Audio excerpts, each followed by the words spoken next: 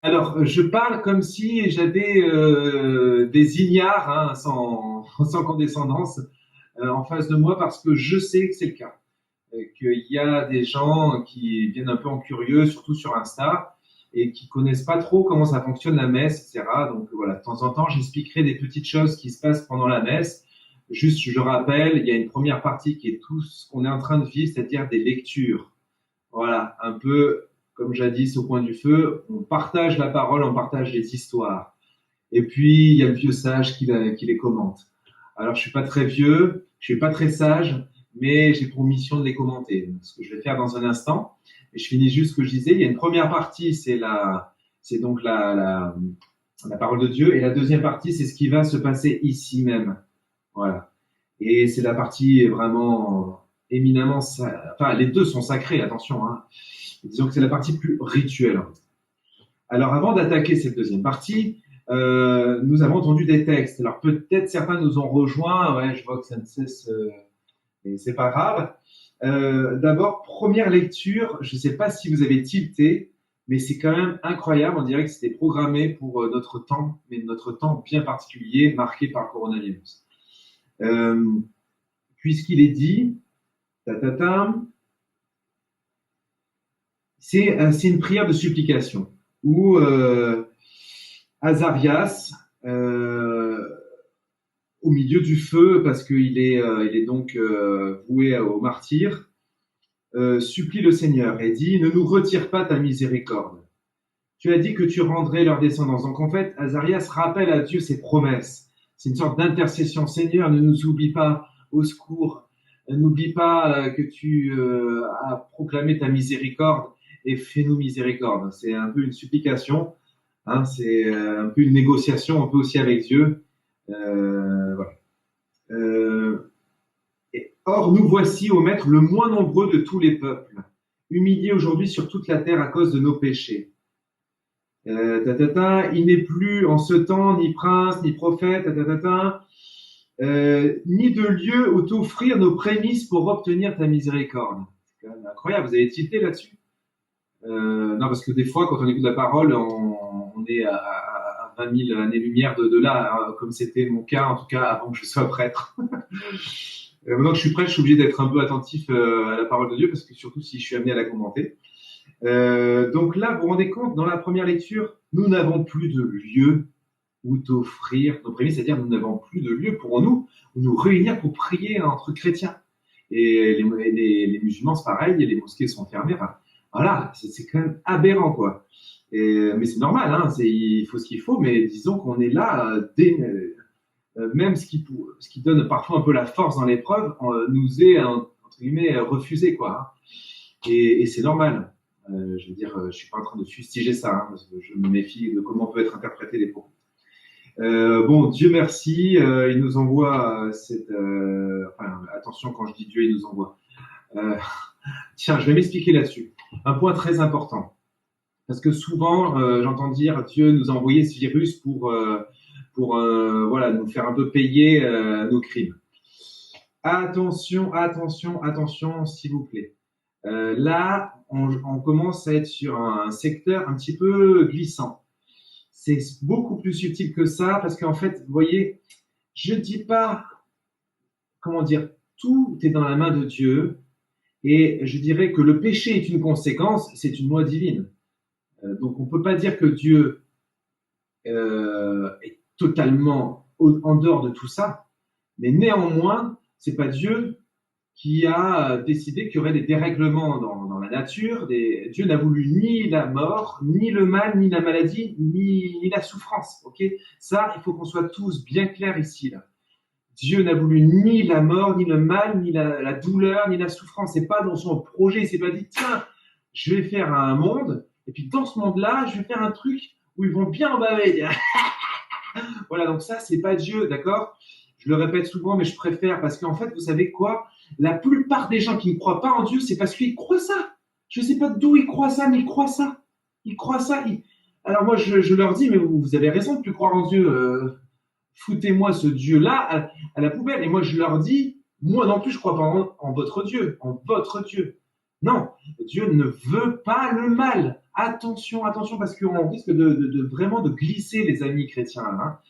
On risque de glisser sur une pente dangereuse de contre-témoignage et d'hérésie. Parce que c'est une hérésie de dire que Dieu veut le mal. Vous vous rendez compte, Dieu est bon absolument. Dieu est innocent du mal, en ce sens qu'il ne, comment dire, il n'est pas créateur du mal en tant que tel. Voilà. Le mal, c'est quoi? C'est un dérèglement dans la bonté de Dieu, dans l'harmonie. C'est un dérèglement lié à la faute d'un ange qui s'appelait Lucifer, Satan, et de ses copains, et désormais nous les humains qui sont devenus ses copains. Donc c'est le péché qui introduit des dérèglements dans le monde, c'est très important. Laissez, s'il vous plaît, Dieu tranquille dans cette histoire. Tout mal provient du péché. C'est très important de se le redire. Dites-le, faites circuler ça, parce que là, en ce moment, je m'amuse un peu à éplucher différents commentaires. On voit bien qu'il y a des maladresses. Je vois bien ce qu'on veut dire par Dieu nous envoie un châtiment. C'est vrai que c'est un discours, c'est un langage qui apparaît dans l'Ancien Testament. C'est vrai. Dieu assume, je dirais, un petit peu d'être pointé comme celui qui envoie le châtiment. En certains endroits, on pourrait l'entendre ainsi, mais attention de bien tout replacer dans son contexte. D'abord, il y a une évolution des mentalités. On dit une certaine chose à un enfant de 3 ans, on dit plus de la même façon à un ado, et on dit plus de la même façon à un adulte. Okay, donc il y a toute une gamme de discours dans la Bible qui peuvent pas tous, toute une gamme de discours qui ne peuvent pas tous se mettre sur le même plan. Très important.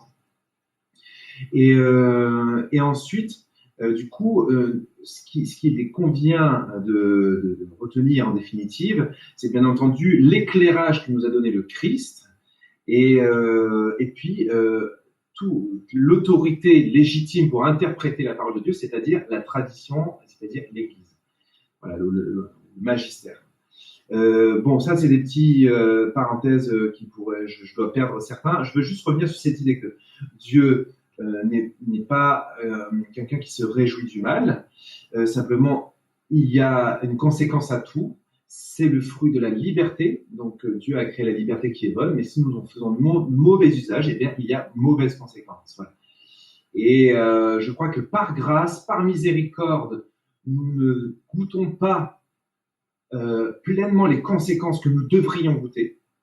Et si nous n'avons pas eu des épreuves plus terribles avant, c'est peut-être par miséricorde. Il est clair qu'à un moment donné, Dieu ne peut pas indéfiniment empêcher, je dirais, le cours des choses, les dérèglements qu'opère le péché. Et en cela, on peut dire que, tout est dans sa main. Voilà, tout est il y a une forme de permission, c'est vrai. Alors ça, c'est un peu mystérieux. Mais en tout cas, vous voyez, enfin, en vous disant tout ça, je vous éclaire peut-être pas parfaitement, hein, j'en conviens. Hein, il y a des dizaines de livres à lire là-dessus pour peut-être commencer à élaborer une réponse un peu plus précise.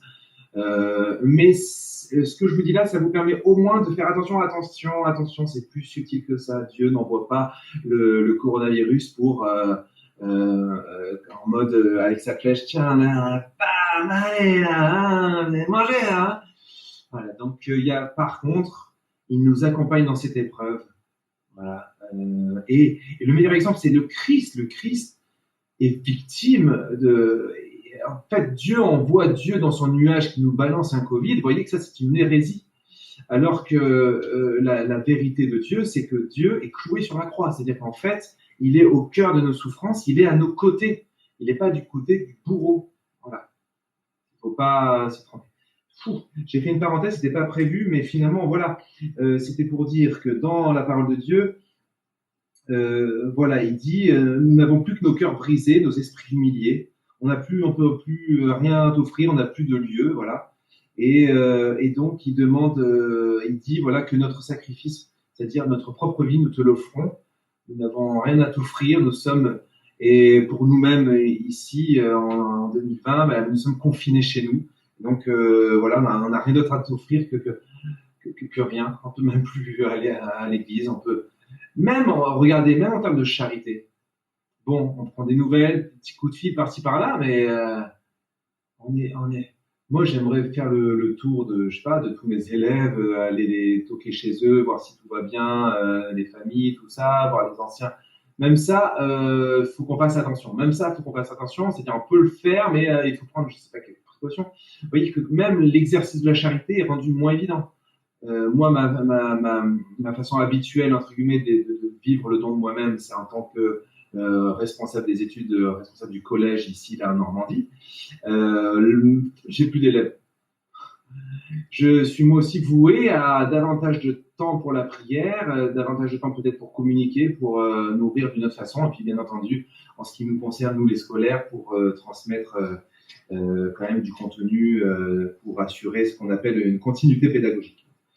Et je terminerai maintenant juste par l'évangile qui dit, je vous refais pas toute l'histoire, peut-être juste cette phrase, hein, où Pierre demande mais combien de fois il faut pardonner à son prochain.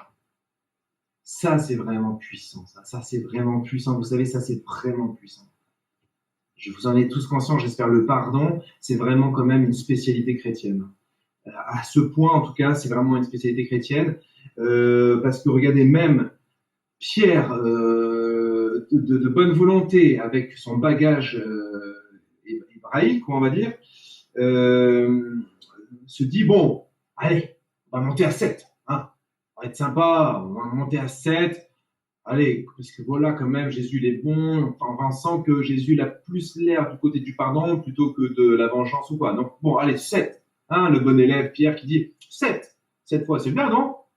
Et Jésus, clash de Jésus, je te dis pas 7. Mais d'où t'as vu que je t'ai dit 7?